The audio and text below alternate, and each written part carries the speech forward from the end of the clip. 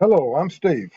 A little about myself. I'm a retired law enforcement officer with 20 years of service. I began my career in the jail, worked the road, and became an investigator. During my career, my training consisted of everything from SWAT to becoming a state certified crime scene technician. I've investigated crimes from thefts to homicides. After retiring and becoming aware of true crime and web sleuths, I started my channel for web sleuths to better understand the perspectives of law enforcement. Not only do we cover true crime, I go out into the field and assist families who have lost loved ones to homicide and their cases are considered cold. Join me as we look and bring attention to these critical cases.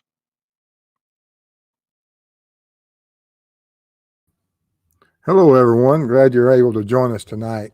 Appreciate everybody. If you're new to the channel, we'll have a short presentation. During that presentation, if you have any questions, put them in chat. Mrs. Steve will get them organized and I'll answer them after the presentation.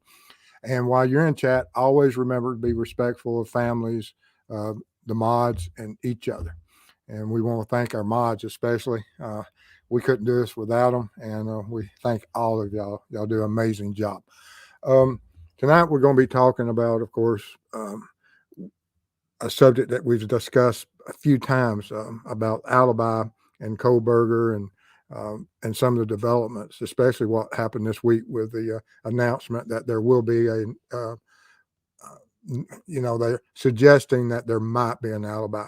I absolutely anticipate that the defense will more than likely, with high probability, be bringing in an alibi from footprint. And of course, what does that mean and what impact will that have on the evidence? And that's what we're going to be covering tonight. And kind of giving some comments about what that means as far as technology of digital evidence versus DNA and which way will that carry the case. And that's extremely important with Kohberger case and where this is heading as we move forward. But anyway, let's get started. Are you going to mention about the chat? Oh, yes. Last night while I was on Chris's show, YouTube had some glitch with that happened in chat, just locked up. If that happens tonight, then of course it's not fair to those in chat. And so we'll go as long as we can in case it happens. I don't know if it will happen. I don't see anything showing that there's any issue so far, but in case it does happen, just let us know and we'll address that issue and we'll have a makeup show just in case, guys. But I apologize for what happened with Chris last night. It was extremely frustrating for him, and you could see him. He was just absolutely trying to work on that, and because the importance of our community is those who are in chat, because without you and the interactions of all our supporters in chat, we couldn't do what we're able to do. So we thank everyone, and we want to give you all the best product that we can as we look at these cases. And we thank y'all for that. All right. Yep. Okay. If you have any information about the homicides of Madison, Kaylee, Ethan, or Zana, absolutely make sure law enforcement has that information. And for the fact that we absolutely need that justice is found for them and their families. And so, like I say, if you have any information, make sure they have it, because that's all that we want is justice. One of the best, and if not the best, defense in criminal cases is if you have an alibi, and because it's when you have an effective alibi that is rock solid, because you cannot be in two places at once. And it appears that, of course, all defenses, as they move into a case and starts entering the trials, that they may offer certain alibis.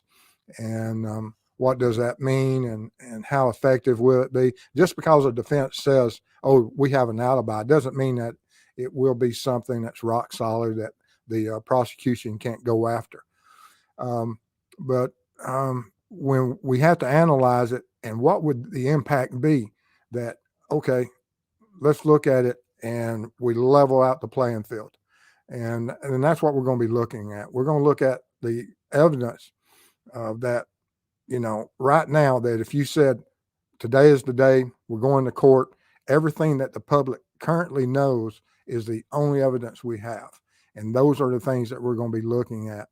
And when does technology override DNA? And when does DNA override technology as far as digital world versus lab work and the human anatomy and our DNA technologies are out there that links and gives us this number that says this individual is the one responsible. And because it's absolutely critical as we move forward with these technologies that this is what's going to be coming up in the future of cases. This case here, there will probably be more arguments and more technology brought forth on this one case, because this is probably the biggest case in the country currently, although we may see with what's going on with Lisk, or the Long Island serial offender, what's going on with his case when that comes up, because that's going to be huge also. And but right now, of the ones that's in the process of trial, and the amount of evidence that's out there, and it will have DNA versus technologies as far as digital and electronic information, cellular. There's going to be some groundbreaking and great arguments and debates over what we're about to find. And I see that quite a bit. I have people send me comments, emails, texts, whatever you can imagine. They send it to me, and they're on both sides of the table.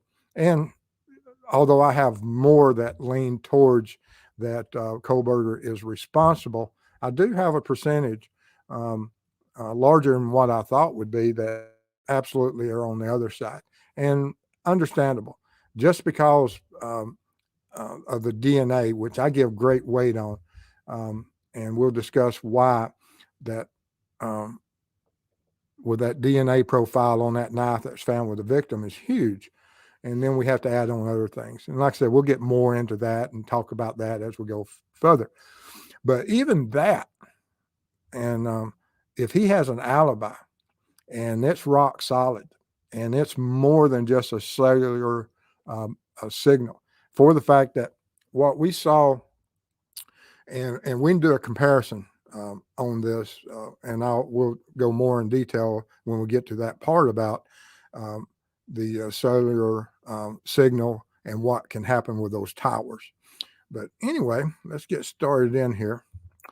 That I believe it was yesterday that they filed this in the district court, state of Idaho, that the public defender came forth, and Ann Taylor, on the behalf of Kohberger, and preserving his constitutional right to silence, and as far as for him to testify on his own behalf, stands firm on his constitutional right as well as a statutory recognition of that right.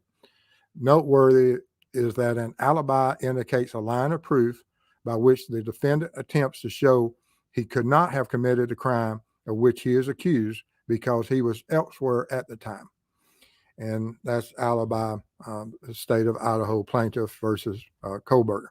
And so when we see this, and then it continues on to the second page of electronically filed, that the defense is going to have a defendant's denial of the charges against him does not constitute an alibi. But as soon as he offers evidence he was at some place other than where the crime of which he is charged was committed, he is raising the alibi defense. Mr. Kohberger's defense team continues investigating and preparing his case. Evidence corroborating Mr. Kohberger being at a location other than the King Road address will be disclosed pursuant to discovery and evidentiary rules, as well as statutory requirements.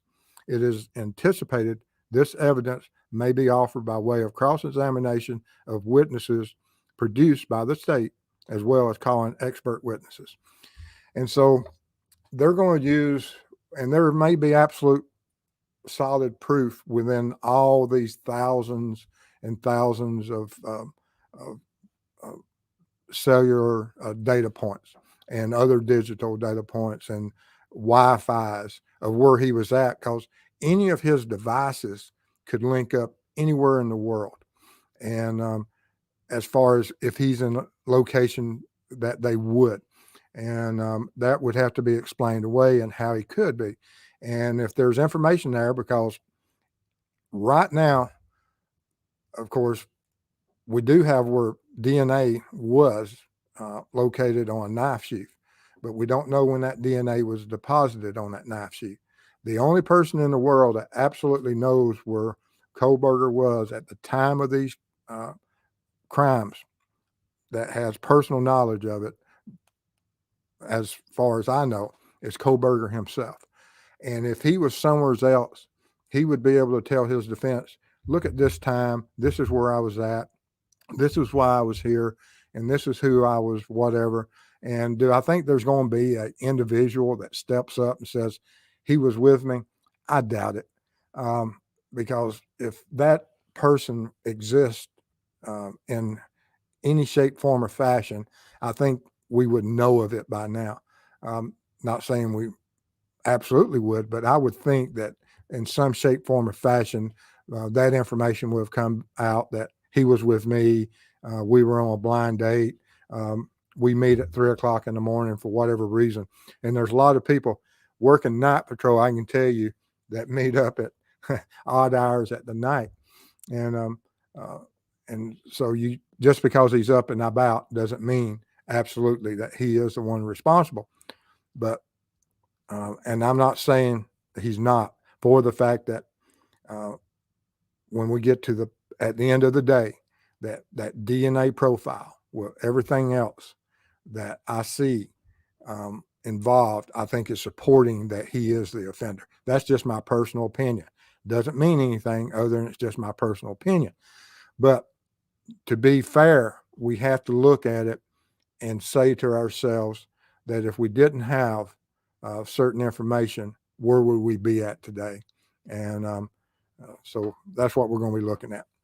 I had made this chart way back several months ago when we were talking about it. And we had the DNA on the sheath, we had the cameras, we have the phone, we have the vehicle, and what all that equals as far as what the charges and the probable cause. And I absolutely 100% agree. There is enough probable cause in this affidavit for the arrest of Kohberger. No ifs, ands, or buts about it. But we have to look at it from the standpoint of what happens if this alibi comes forth and it is something that is brought before these jurors. And what weight will that carry? Because we only have to convince one juror. It's not public opinion. It's not majority rules. It's what one juror can look at this case and say. And with certain information, and we look at it, and we're going to break it down piece by piece. And then I'll give the opinion of why I still think we have that there is a strong case or not against Brian. All right. Of course, this is the item of the DNA profile and of the greatest question is this knife sheath that had a DNA profile on the button part of it. And a knife sheath generally houses a knife that fits within it, that's designed for it, that sheath is designed around that specific knife for, of course, carrying, and that you can associate certain things with a knife sheath. And from that knife, certain things are going to be able to be looked at. But when we look at the knife itself, we have to look at what were the injuries? Are they consistent with the blade size, the width, the length? Are there other corresponding or supporting evidence, such as some certain transfers as far as stain characteristics, outline of the blade, of the blood groove, of the hilt, of the handle? Because anytime that a edged weapon is exposed to blood or other body fluids, that when it's pressed against another pliable surface, such as a sheet, a pillow, a mattress, that you can get some relatively great outlines and transfer stain characteristics that will absolutely, that if you had that knife, you can almost lay it, or a knife similar make and made in the same manner, that you'll be able to see that.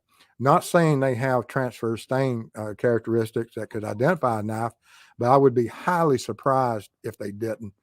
We have 4 victims in 2 different rooms that were in the middle of the night on surfaces that are conducive, that would allow for these injuries, consistencies of a knife with certain characteristics, and be able to see those transfers. And within the human body and within the torso, certain things happen that when these instruments and these knives are used, that wound channel mirrors what that knife looks like. If it's just a direct single stab in and out with no slicing, no pushing or attempting to cut in any direction, and then it just pull back out, it'll show you exactly what the hilt or the sheath of a knife would look like. And because that blade will only create a certain wound channel, and you would be able to track it and look at it. And this is one of the things that we have to look at as far as his alibi. If he has an alibi, it doesn't matter how many times Kohberger would have ordered a knife. Wouldn't matter how many of these types of knives he owned. Wouldn't matter how often he had it in his possession. If he has an alibi and he wasn't there, then it doesn't matter that he owned one. And that's the thing, is that if that alibi stands, you can just throw the knife out the window. It means absolutely nothing. No matter how much you would want it to mean something, it means nothing. Now, does it mean that the defense has to explain of how did Kohberger's DNA get on that sheath, and where is the knife, and would there be more DNA of Kohberger's on that knife, and what would be the explanation that Kohberger comes up about this? And it can only be a couple of different ways that Kohberger's DNA was on the knife or knife sheath. And that's going to be from the point that at some point he handled that knife sheath. Of course, the defense has brought up that it may have been planted. And is that something that will be brought up? That's risky, because anytime you start turning on and creating that, now if they have proof of it, absolutely. But just throwing it out there as a see what sticks on the wall, that's high risk. You better have some great confidence in your presentation to just be throwing mud on the wall. And will the courts allow it? But will he have an explanation of, oh, yes, I owned one. I've been at the house. I sold it at a yard sale, or I lost it. But the DNA, I give great value for that DNA profile and where it was found, at the sheath being found within the crime scene under one of the victims. I give it great weight. And when you see, as far as when I discuss the other supporting evidence of why I give it more weight than just that it's a DNA profile that matches Kohberger, it's because of other supporting evidence that's along with this DNA profile. Then we have that Kohberger drives a white 2015 Hyundai Elantra and has Pennsylvania plates. What does all the videos we have? We have a vehicle sedan of similar make and model, although the FBI agent originally had the wrong year model. That no matter, and how many of these vehicles exist out there in the world? And because this is what the defense is going to be bringing up, that yes, there's a white 4-door sedan, Elantra out there. Yes, there was one circling and it was in the area at a similar time, but it is. And I'm just speculating on what the defense will say, but it's a viable argument and something we have to give credit where credit's due. That standing alone by itself, there's a lot of people that drive white cars, and if he's somewhere else and they can prove it, there's another thing you can just throw out the window. That it's that alibi, and we only have to convince that one juror. And so right now it's starting to look more 50-50. And honestly, I guess that's the way for our court system to work. It has to be a battle that justice is found. And this is just another point that we would just have to look at, that or how creepy, because Mrs. Steve, It's creepy. Mrs. Steve, Look at those eyes. Tell me that's not creepy. Mrs. Steve, even when he walks into court, she doesn't like him. When she sees him talking or interacting with law enforcement, she doesn't like him. To me, it means nothing, but to her, and I give Mrs. Steve a lot of weight and credit whenever she tells me certain things. Then we have the cameras, and what does all the evidence that the cameras offers is what that vehicle was seen in the area. And law enforcement, I give them kudos. They absolutely did it when they was doing the canvassing and locating, and they located far more footage of the vehicle than what we originally thought of. That was just the neighbor's camera. And now it's starting to come out. There's more and more cameras. And I think that's probably just the tip of the iceberg for the fact that just in that one neighborhood, how many cameras were there. And so when you expand that universe of cameras out there, from service stations, ring phones, anything and everywhere, security cameras, that for businesses, that it's going to be huge. But they only show certain things. Now, do they have a camera out there that clearly identifies him in the vehicle at some point at a certain location? And what is that location and at what time? Because time is the end all. That if he's at a location that is within the crime zone that would allow his interactions to be involved in the homicides, then that's what it says. But if it's outside where he couldn't have traveled within that time limit, then of course, is that the alibi they're talking about? We just don't know, or I don't know. Y'all may, but I don't know right now. And like I said, whatever that alibi is it going to be from the cameras, or is it going to be some other type of digital evidence? And the cellular footprint. This is something that we absolutely have to look at. And this is a thing that if we look at another case and compare it to this one, and that's going to be the Delphi homicides of Libby and Abby, that when FBI went out and got the probable cause affidavit for the search warrant for the Logan property, that they paid a lot of attention of how reliable that cellular information was, how it was pinging, what locations, and all of that, and what did it mean. And they based that probable cause largely on those pings and where Logan was at on his property and the proximity, near, close, otherwise, to the crime scene. And when Mrs. Steve and I went there, and along with Purdue RN, and we did some testing about those pings, we found that they're not really that, they're far less accurate than what I imagined. Sometimes they were dead on, and sometimes they were, saying you were 100 feet when you hadn't moved at all. And sometimes they said you was within a 5-mile area. And is that what the defense is going to bring up? I imagine so. And that's where the expert and the state witnesses, because the state witnesses are going to come in. And when they start testifying, of course, they're going to testify that certain pings in certain area means that Kohberger was within those areas.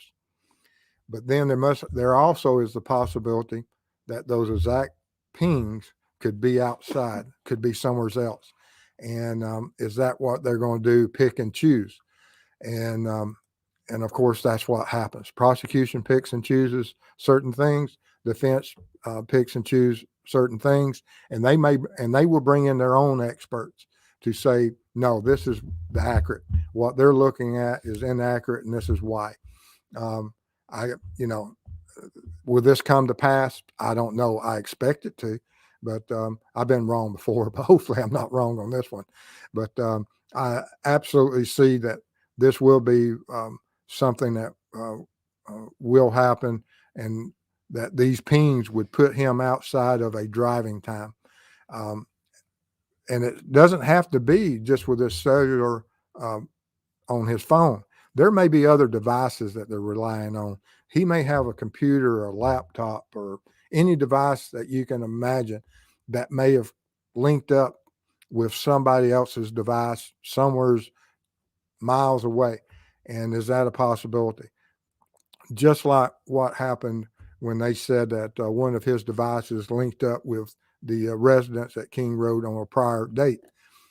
That night, within this time frame, when his cellular phone was had been deactivated, that what happened, and when did it? And when it is there another device? Oh, I was turned on at a certain time in a certain location, and I'm outside the crime scene. Is that what they're going to bring to the table? It's very possible. And if so, we have to answer that question. How did that occur? And does that prove that he wasn't there? And if that's the case, we have to look at, oh, what do we do? But I still feel strongly for the fact that Kohberger is involved, for the fact that we have this DNA profile. And why do I give it the DNA profile such great weight? My personal opinion, I give it great weight for the fact that we have those cameras showing a similar type of vehicle owned by Kohberger. What are the odds? And of course, there are somebody out there that could figure out the odds that any individual with a certain DNA profile, what type of vehicle would he own? And it may be within this white sedan description. But then we add on the supporting evidence that this one individual who might own a vehicle that was caught on multiple cameras throughout the area that owned this vehicle that was circling and had been pinged their previous occasions and had certain possible interactions with some of the victims through social media. That when you add the phones and the cameras and the DNA profile, it gives more weight that probably Kohberger is the responsible party. And then, we have that. What are the odds that the individual in question that owns a vehicle, seeing cameras, and his phone had been pinged in areas but prior to and post crime, that phone would show that he's up, awake, mobile during that exact time period of the crime, and which gives it more weight in my mind that he is the individual responsible. Like I said, though, it's just my opinion, and he's, I couldn't be on the jury, but there's going to be people out there that can look at that and say, yes, I could see, and I have no opinion currently. But, when we look at the vehicle, the phones, the camera, the DNA, I look at those as all supporting evidence that mathematically, when you add them all together, that they do have not only probable cause for the affidavit, but I think that if we just absolutely had to weigh the information currently and knowing what I know about phone pings, that the phone pings will not outweigh the DNA profile currently for me. That may change at trial, but not right now. And so anyway, that's what has put me to this. And like I said, I've been receiving people that were on both sides of the table, and I absolutely appreciate that and respect it. And I'm sure after this one, I'll be getting plenty more comments. Some of them maybe not as flattering as some of the others have been in the past. But to be fair, we have to look at it for the fact that if we didn't have that DNA profile, take the DNA off the table. Say they don't get this DNA in front of that jury. What would you do now if they even came up with a halfway alibi? And because without that DNA profile, where do we stand? It wouldn't be good for the prosecution, in my opinion, because you're in a college town and college kids, they interact with different campuses. And so without the DNA, and so we'll see where that DNA goes. But right now, that's my main guiding post of why I believe that more than likely, in my opinion, he is responsible. But we have to presume he's innocent until found guilty, because it doesn't matter what my opinion is. And but I just wanted to get everything out there and at least give some people something to think about, and to really look at it and say that if it was any individual, not just Kohberger, regardless of how Mrs. Steve looks at his eyes. I could have convicted that boy a long time ago. Yeah, and regardless of how she looks at an individual and judges them, that we have to be fair in it. And so anyway, do we have any questions? Yes, you do. Hold on one second.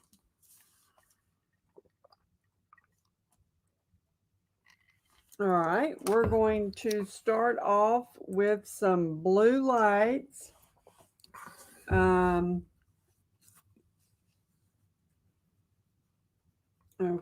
we're gonna add, wait 1 second. I got to add this one. We want to thank everybody for being here tonight, and for those in chat, and for our mods, and everybody hopefully being respectful.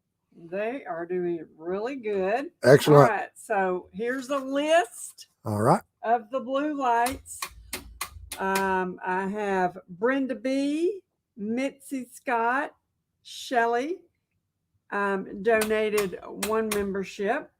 Kamala donated 10 memberships. Thank you. Appreciate that. So we appreciate all those. Absolutely. Without that support, we couldn't do what we do. That's true. And I'm not done. I'm all doing all my blue lights. All right. Olivia, super sticker. Thank you, Olivia. Appreciate that. Absolutely. And then Kamala comes in asking for her blue light. So there we go. Had to use the right hand instead of the left. Give her an extra couple. Mrs. Steve loves the blue light. I love that blue light. And I've got to create one for the road. What? A blue light. So that when I'm on the road doing shows, I got to have my own blue light. Oh, well, you might want to get a smaller battery. All right. And from Debbie, if he uses an alibi, it waives the right to silence. He'll be forced to give depositions and testify at trial if the alibi is, quote, I was asleep at home. It's better for him to not offer one. And absolutely great point that if he presents it, this letter or this electronically filed form says that the defense anticipates that this evidence will be offered by way of cross-examination. And I hope Kohberger takes the stand, or he mentions, or he comes up and speaks and says where he was.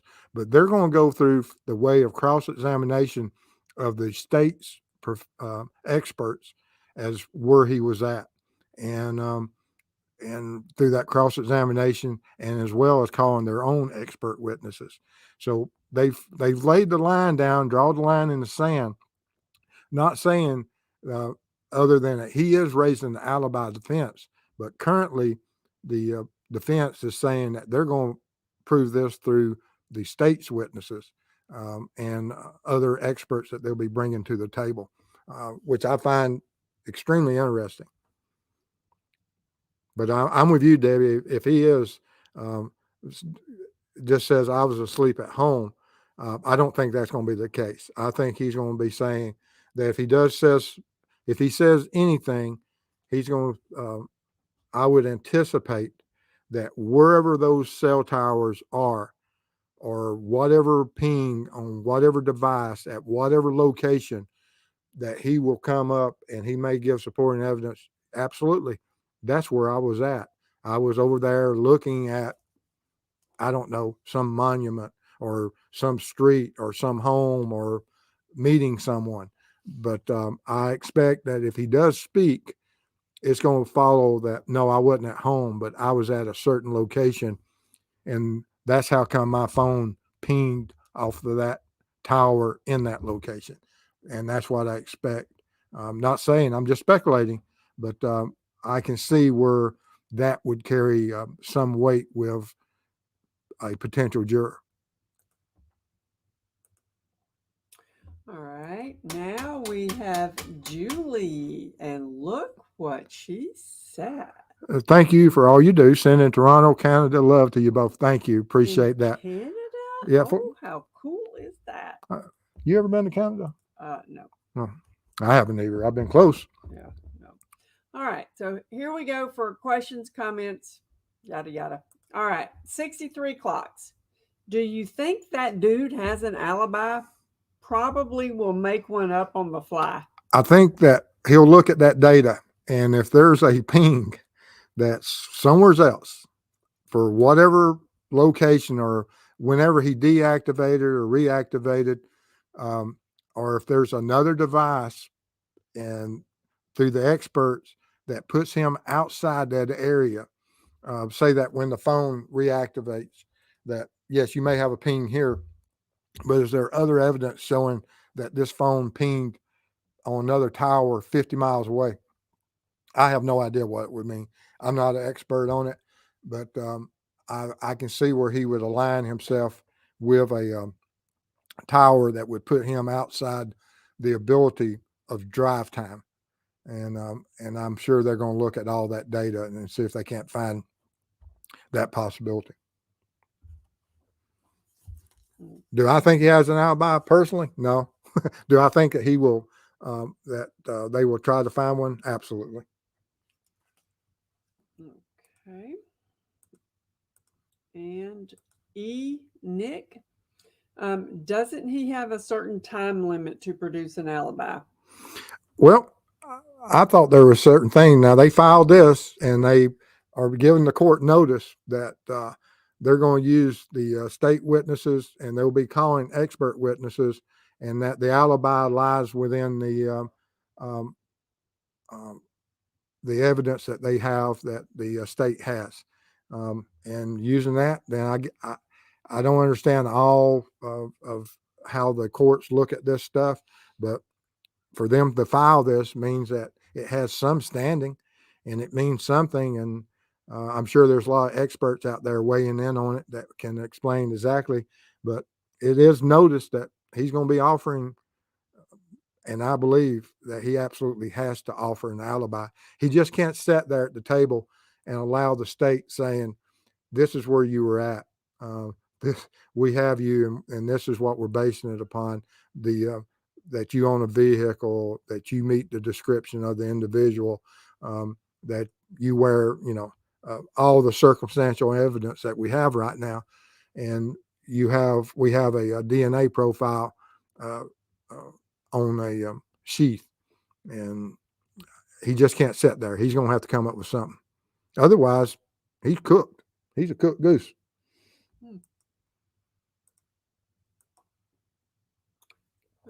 And this is from Jennifer Rochelle. 10 minutes that destroyed so many, and for what?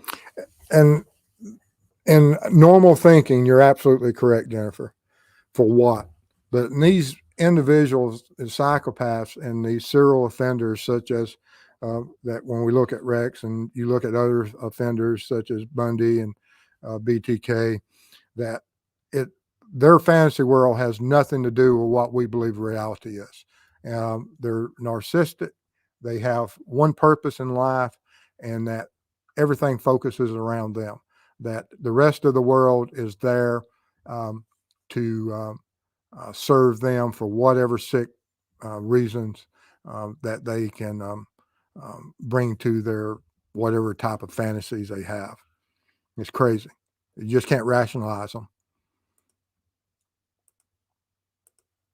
And SSS has a statement at True Crime Web. In my opinion, separating his DNA trash from his family's and placing it somewhere that may not be searched for abandoned DNA shows he was taking forensic countermeasures and consciousness of guilt. I agree with you, but and that's well stated, by the way.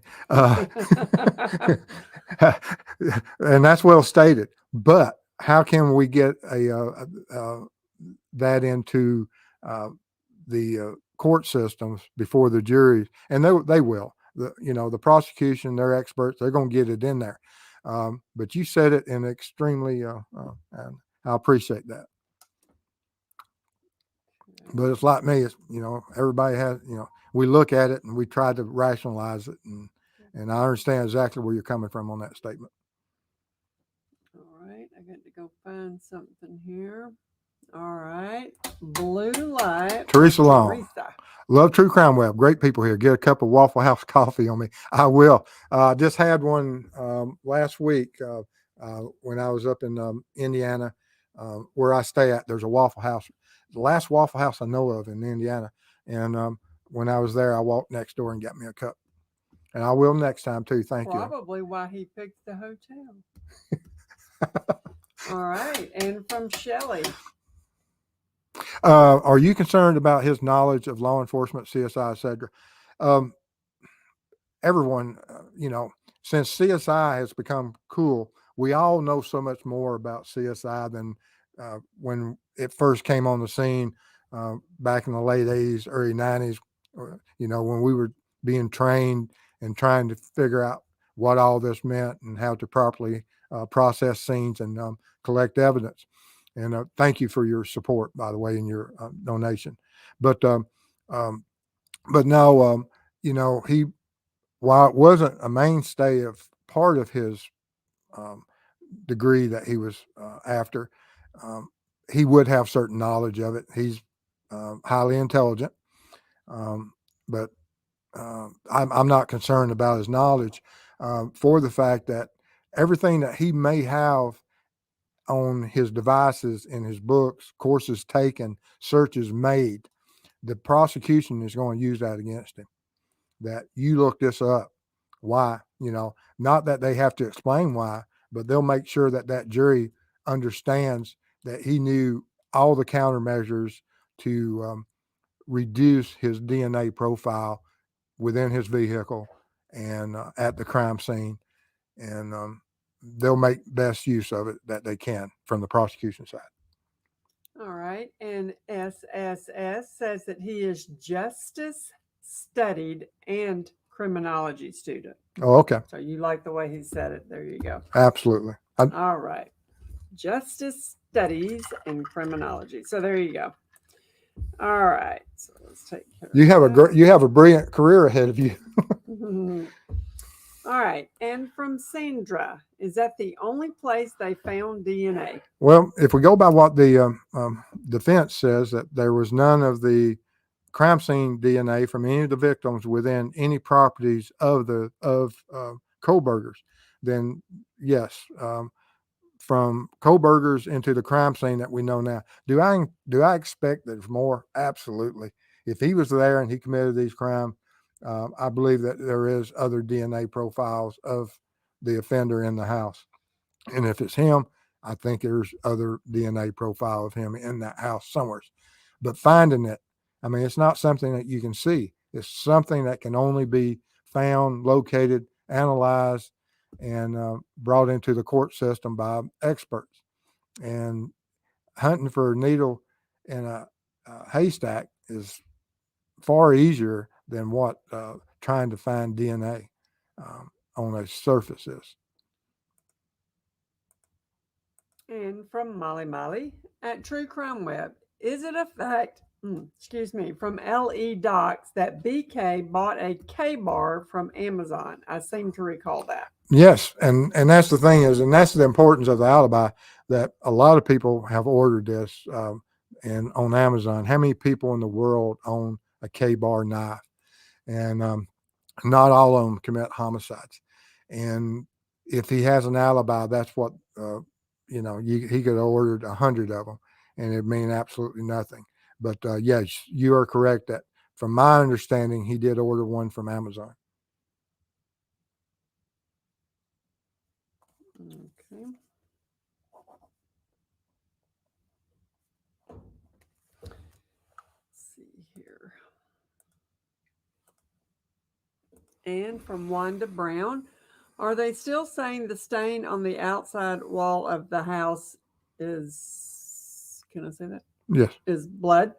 Is there enough blood in a human body that it could seep through a wall like that? Oh, yes. It depends on the position and the passive pool of body fluids and how the house is sealed. If the house isn't well sealed in that area, such as with any type of caulking or anything, flooring, gaps and things, that body fluids could create such a stain outside of a on a wall. And I think there's some pictures that pre-crime that stain didn't exist and only existed during the crime. So that does give some weight that it is body fluids.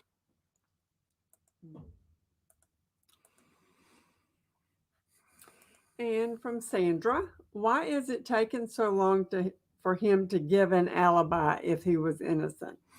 Well, I mean, everyone, he has the right to stand in silence. He doesn't have to offer. And, that's what all the attorneys always say, maintain your uh, uh, silence. Don't offer or give any type of statement that can be taken out of context and used against you.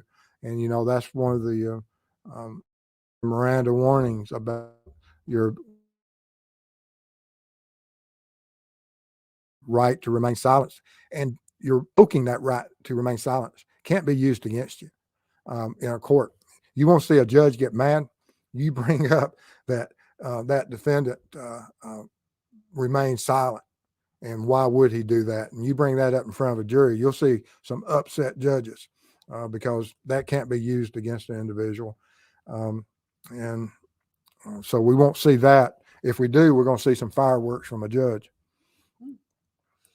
All right. And from Deb, Mr. Steve, do we have camera evidence showing where and how the sheath was found, like body cam? I would expect so. And I expect that the law enforcement will put that into evidence. Now, the defense is bringing up that it may have been planted. So there has to be some type of lapse that at some point that the original body cam may not show that knife. And not saying that is, I'm speculating, but for the defense to make such a strong statement that the first officers may not have gotten the right angle to be able to see that knife sheath. And only later, after a certain time amount of law enforcement being in the residence, was that angle, or when the body, that it was clearly seen, or during the processing of CSI moving the body of one of the victims, that it was determined, oh, here's a knife sheath. And so there's going to be, is that what the big argument would be? I believe so.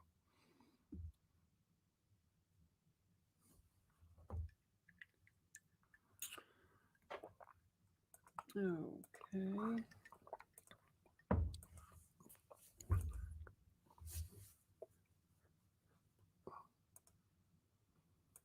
And from Ann, Mr. Steve, don't you think, though, that an alibi is like any other evidence that the jury has to weigh as to credibility, which is just to say an alleged alibi is not a slam dunk on its face? You're absolutely correct that it is not. But if it has supporting evidence that there is, that he's in a restaurant, or he's in a Waffle House, or he's in wherever at a certain time, that's within minutes of when this crime was committed, or one of his devices pings, or we have some type of digital evidence that he's not within the time frame of these crimes being able to be in two places at one time. And that is, if we have something that's timestamp showing his location, that it is pretty well slam dunk. But if he doesn't have that, if he just has what happened with Mrs. Steve and I when we were in Delphi, of just bouncing around, and he could, scream from the mountaintops till the end of time, and I wouldn't believe his alibi. But now, if there's something more photographic or along those lines, or there are certain pings of multiple towers or of a device that he says it's in my vehicle, this is where I was at, and this is what I can prove. So, and I understand that just saying it has very little weight, but he's going to have some strong supporting evidence. And has a follow-up. Okay. Uh-oh, where'd it go?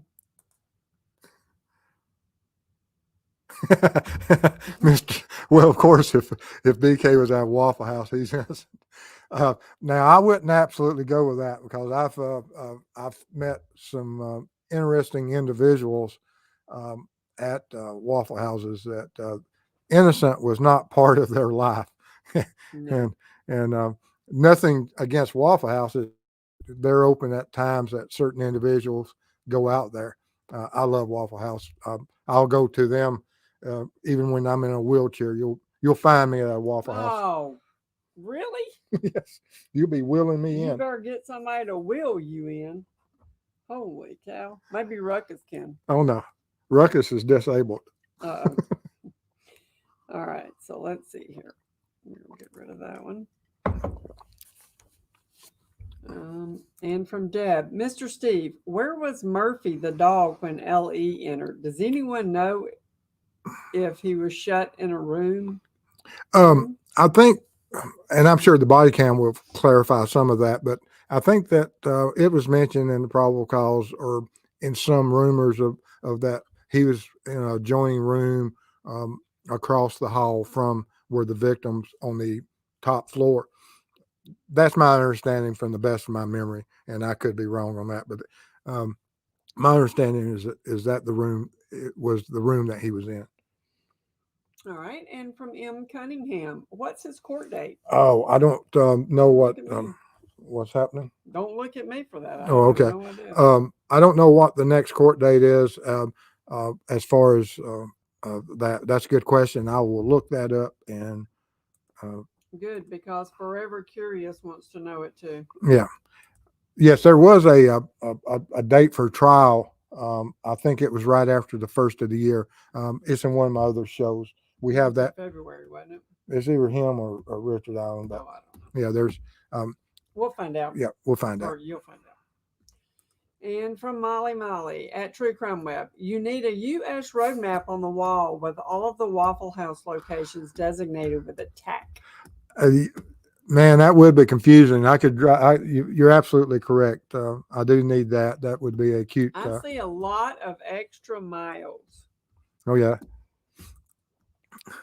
All right, and from Kamala, I wonder in Idaho if you can only use one defense, like this alibi defense, or can you throw everything at the wall and see what sticks? I'm pretty sure that in most courts you'll see that they throw a lot of things, and they imply a lot of things sometimes. Like, yes, the DNA isn't credible due to the fact that it was possibly planted, or it was innocently left by the victim at some other time. Just because DNA is there doesn't mean it was left there the night of the crime. It was left there on a previous occasion, such as a party where he handled a knife sheath. There's going to be so many different ways that they can twist, turn, and offer of why his DNA would be there. And so we're going to probably see a lot of things thrown at the wall for the fact that how many pieces of evidence and the thousands and thousands pieces of data that this case is going to bring to the court system like none that we've ever seen before. That's my personal opinion, but I believe that's where we're headed on this. All right. And from Cynthia, Mr. Steve, did BK actually move out of his apartment when he left for the school holiday? That's something I'm confused about. Thank you. I don't, there was certain things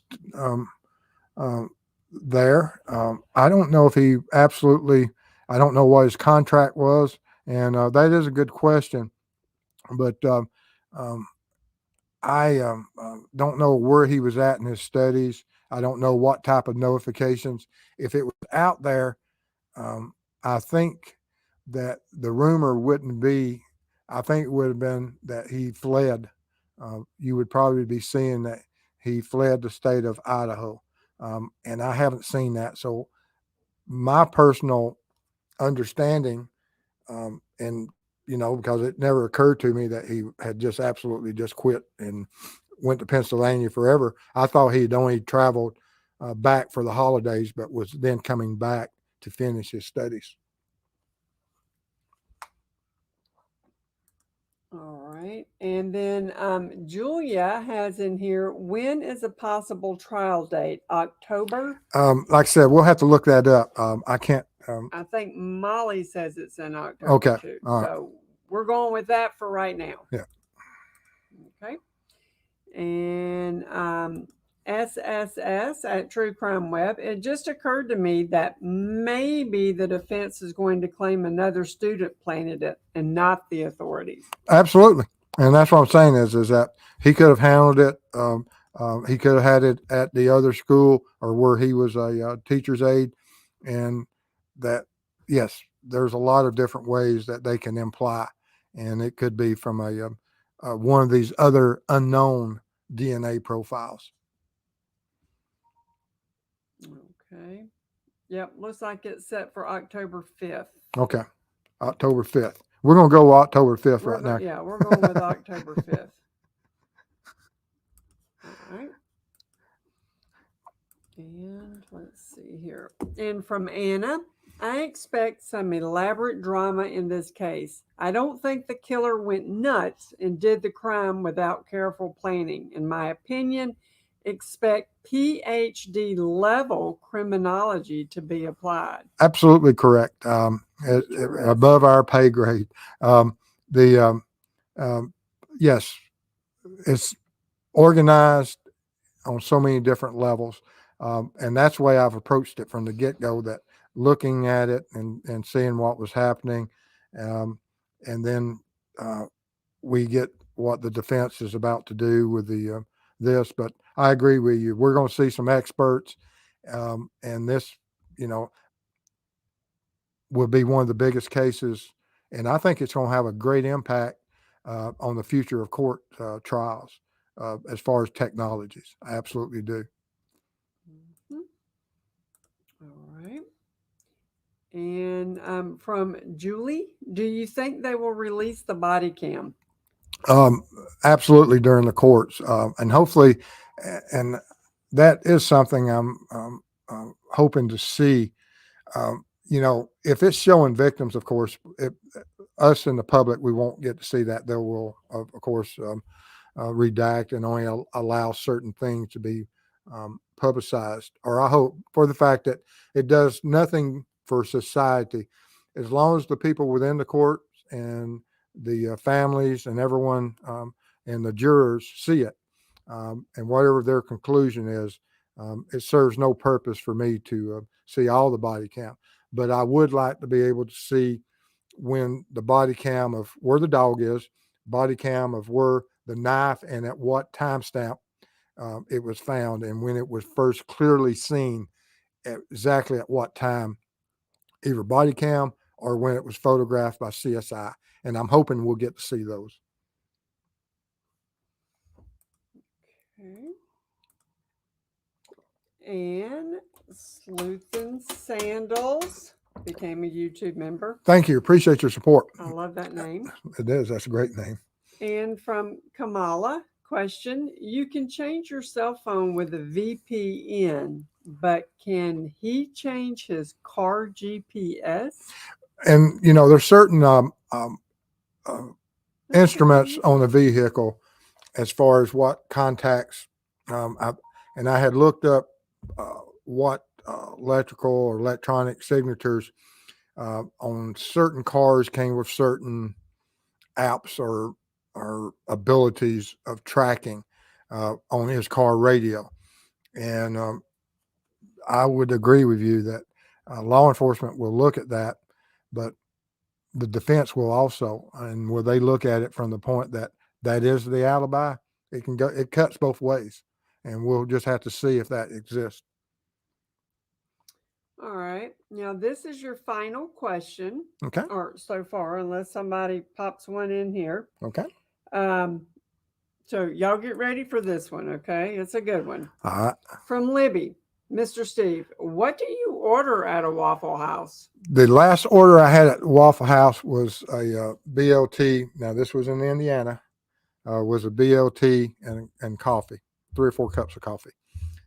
Always. Always. And now when Mrs. Steve and I go, I get generally I get a dark waffle and bacon, and you get crispy bacon, and you get the same. Sometimes, but sometimes you get that what is it, bacon egg? Oh, bacon, egg, and cheese sandwich. Yes, yeah. She splurges sometimes. She goes with cheese. Yeah, yep. All right, so let me just run through here. We want to thank everyone for coming in tonight and appreciate it. And like I said, I wanted to get this topic out, and that we just have to weigh all the evidence and understand everything. She's giggling. From M. Cunningham. Where's Bone Jangles? Bone Jangles is up in the other building. I just got back. He was used in a presentation in Indiana. He's still packaged. The cold case attorney that we're working with in Indiana, I may have to go in the next week or two back to Indiana, and I just left Bone Jangles boxed up. So that's where Sergeant Waffles is currently. He's in a box waiting for his next trip. Purdue RN had him for several days while I was up in Iowa last week or so. All right. All right. Well, guys, we appreciate y'all being here. If you like the video, absolutely subscribe, share, and give it a thumbs up and everything, for the fact that it means a lot to this channel. Send me some comments about it. I appreciate it. Miranda wants to know, did you announce the next cold case? Yes. I contacted another family today. I spoke for almost an hour with a family that they're supposed to be sending me some stuff. That's, once again, it's in Missouri. But now the case I'm looking at in Indiana, of course, is the Carrie Owsley. It was ruled as self-inflicted, and there's a lot of information about it. That's the one that has just recently allowed me to release the name on it. And we're doing a lot of experiments, and I've got to meet some attorneys up there regarding his case. But I spoke with another cold case family today, and finally had time to get caught up, trying to get everything organized with Larry's case and just getting back from Iowa on Drew's and Elizabeth Collins case. And as we make headways and get those set of what's going to happen with them, and then start with the Owsley, and then I've got this one in Missouri that we're about to start. As soon as I get the records, they're supposed to be passing through in the next week or two through Georgia, and they're going to drop all the files off. Hopefully, if not, I'll be going to Missouri also in the next few weeks. Okay, hold on one second. Right on, Josephine. 999. Next coffee and waffles, Mr. and Mrs. Steve. Thank you. Appreciate that. That's so sweet. Thank you so much. Y'all make my day when y'all do that. Yeah, y'all crack me up with this here Waffle House stuff. Let's see here. And one other one from Forever Curious. I love your name too. Will the jurors be offered therapy post trial? This trial going to be very difficult to endure. That is a great point, and something that's probably over Should the be. years has been overlooked so long, because these jurors are going to see things that no human should have to see, unless it's in a trial, and because the how savage one human can, well, you, how can you even really call some of these evil individuals human, but how cruel and what they will do to another innocent person is absolutely unbelievable. And that is a good point. And I don't know if the court systems would be the one that would do it, but I'm sure that there are some solutions to that and some answers to that. That is a great question, and I've never heard where that was addressed. Yeah. All right, you're good. All right. Well, y'all stay safe out there. We'll see y'all soon, and um, take care. Love y'all. Thank you, mods. Bye bye.